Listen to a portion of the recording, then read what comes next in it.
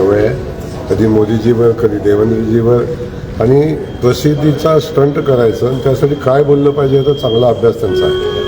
मला वाटतं याच्यापेक्षा थोडासा शहराचा अभ्यास करून काँग्रेस पक्षाचे उमेदवार कुठं आहेत, कोण आहेत याची माहिती घेऊन जर त्यांना निवडणुकीत मदत केली असती तर अशी बाष्प बडबड करण्याची वेळ आली नसती. प्रणितीताईंना ही सवय आहे आणि प्रणितीताई ह्या सोलापूरच्या खासदार नाही, त्या दिल्लीच्या खासदार आहेत आणि त्यांचा कार्यक्षेत्र फक्त राहुल गांधींच्या समोर सवंग लोकप्रियतेसाठी मोदीजींच्यावर बोलणं आणि त्यातून काही सिंपती मिळते का पाहणं एवढंच काम त्यांचं आहे. हो, त्यांना असं विचारलं गेलं माध्यमांकडून की तुमच्याकडे त्या संदर्भातले काही पुरावे आहेत का किंवा काही डॉक्युमेंट्स फोटो आहेत का. ते म्हणले की माझ्याकडे अद्यापर्यंत आलेलं नाही आहे, मात्र माझ्याकडे ही माहिती आहे. पण मग अशा पद्धतीने एखाद्या खासदाराने असं वक्तव्य करणं कितपत योग्य आहे, त्याला काय उत्तर असेल? ते त्यांच्या वैचारिक संस्कृतीचा भाग आहे, काय बोलावं काय नाही बोलावं.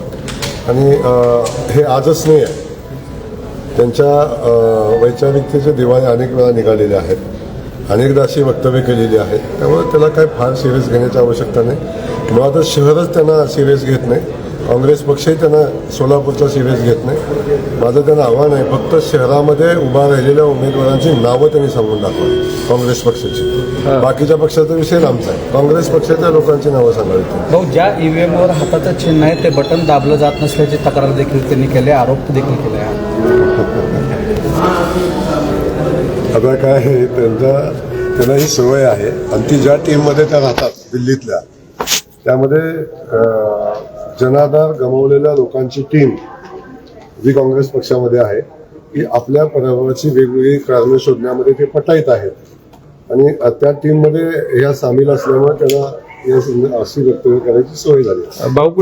काँग्रेसची आशा व्यक्त केलेली आहे, महापालिकेत आम्ही आशावादी आहोत असं वक्तव्य केलेलं आहे. महापालिकेच्या निवडणुकीच्या निकालाबाबतीत आशावादी आहेत त्यांनी.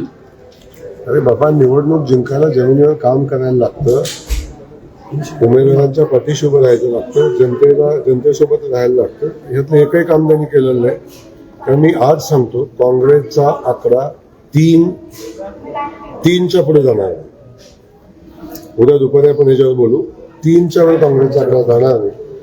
30 वर्ष महानगरपालिका ज्या पक्षाच्या ताब्यात होती त्यांचा आकडा 3च्या वर जाणार.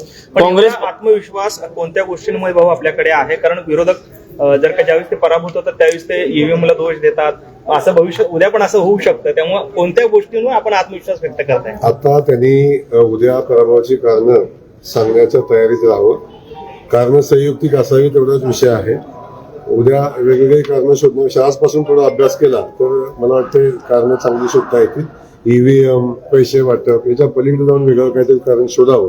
पण मी खास करून सांगेन की आम्हाला विश्वास याच्यावर आहे की सोलापूरच्या जनतेला जे जे पाहिजे होतं, जे काम सोलापूर जनतेला अपेक्षित होतं ते काम आदरणीय देवेंद्रजींनी केलं आणि देवेंद्रजींच्या नेतृत्वावर भारतीय जनता पक्षावर शहराचा विश्वास आहे आणि कमळ हेच चिन्ह म्हणून लोकांनी कमळ चिन्हाला मतदान केलं. भाऊ, काँग्रेस पक्ष जर त्यांना सिरियसली घेत नसेल तर मित्र पक्षाकडून त्यांच्या भाजप प्रवेशाबद्दल एवढी सिरियसली चर्चा का घडवून आणली जाते?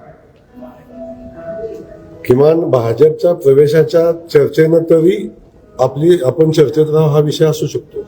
कारण चर्चेत राहण्याची सवय आहे आणि सवय राहण्यासाठी मोठ्या नेत्यावर बोलायचं, असं काहीतरी आउटस्टँडिंग आरोप करायचा, वेगळाच काहीतरी आरोप करायचा, ही सवय झाली आता आणि ते त्यांच्याकडून अपेक्षित आहे.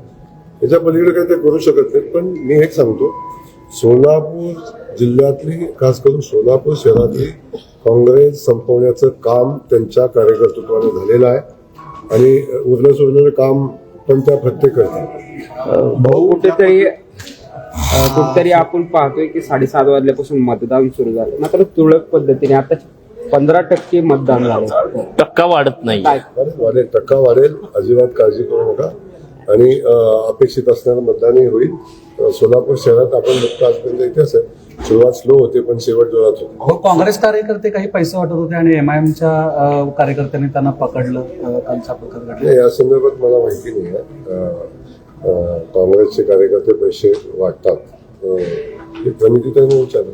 भाऊ, चोहोबाजूंनी टीका होती की तुम्ही चहाच्या टपरीवर बसला, तुम्ही चहाच्या टपरीवर बसला, आचारसंहितेचा भंग केलाय, तुमचा गुन्हा दाखल करा, तुम्हाला अटक करा, असं असं चोहोबाजून सर्व स्तराला टीका होते त्याच्यावर काय तुमचं? काहीच नाही. आता अटकेचं कव्हरेज घ्यायला या तुम्ही. विषय असा आहे की मी बरोबर 10 वाजायला 10 मिनिटं कमी असताना चहा पिला. मी चहा पिलाय त्या ठिकाणी मी चहा प्यायला बसलो. माझ्यासोबत त्या पत्रकार बंद होते.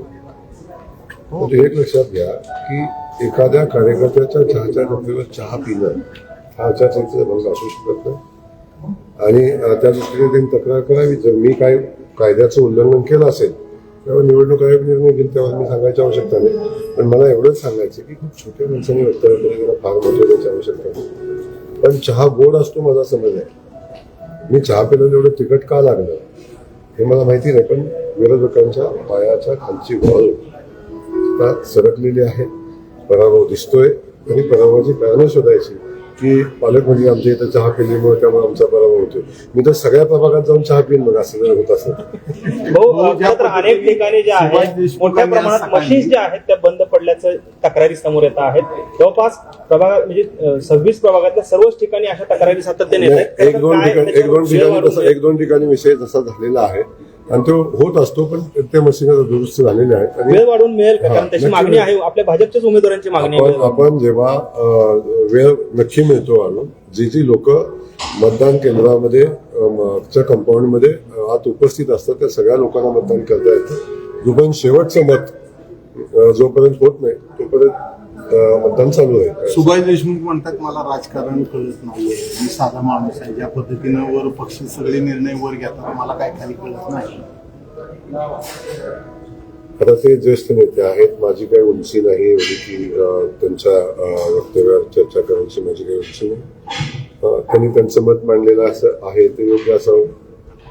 विजय मालक म्हणतात ज्या पद्धतीने सुभाष बापूंनी तक्रार केली तर पक्षाने त्याची दखल घेणं गरजेचं होतं.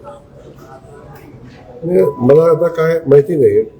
जो विषय पक्षपातळीवरचा आहे तो वरिष्ठांचा विषय आहे. दोघेही ज्येष्ठ नेते आहेत आणि मला वाटते दोघांनाही पक्षश्रेष्ठी कायम विश्वासात घेतात आणि भविष्यातही घेतील. त्यामध्ये कुठं काय अडचणीचं कारण नाही. ओके.